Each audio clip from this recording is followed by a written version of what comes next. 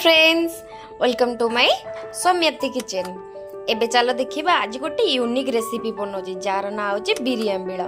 एबे देखो मु गोटे बिरी बैटर बनै देइची जोतरे कि बिरी आ किछि जेमति बरा तयारी करा जे सेमति कंचा पियाज किछि अदा और लंका पके गोटे बैटर भलो से बनै देइची।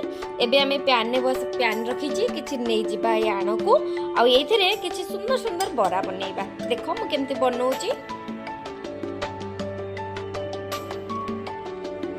एमती अल्प अल्प दे किछि किछि बैटर रे गोटे सुंदर बरा तयारी करनेबे जहाद्वारा बिरी आंबिल बहुत सुंदर हबो। एबे 10 मिनिट हे गलानी चलो हमें काढी के देखिबा बरा केमती हेची। देखो बरा गुडी को केते सुंदर हेची और केते भलो कलर भी आसीची। देखुछ तो संग माने एबे चलो आरो मसाला प्रस्तुत करिबा। मसाला रे कोन कोन दबा कहिलो किछि अदा आ रसुण सोरिष टिके जीरा आउ टिके हलदी लंका गुंड दे गोटे भल भाव में पेस्ट बनै नेबे।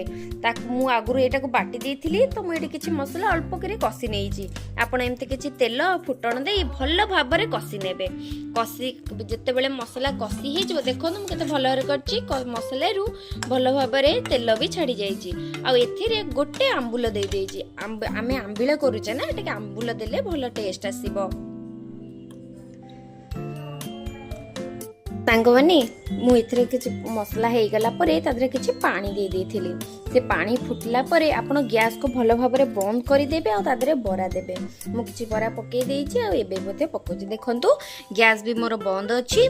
एबे आकु पके किछि समय घोड़े छाडी देबे आ तयारी हे जेबो बिरी आंबिल झोल।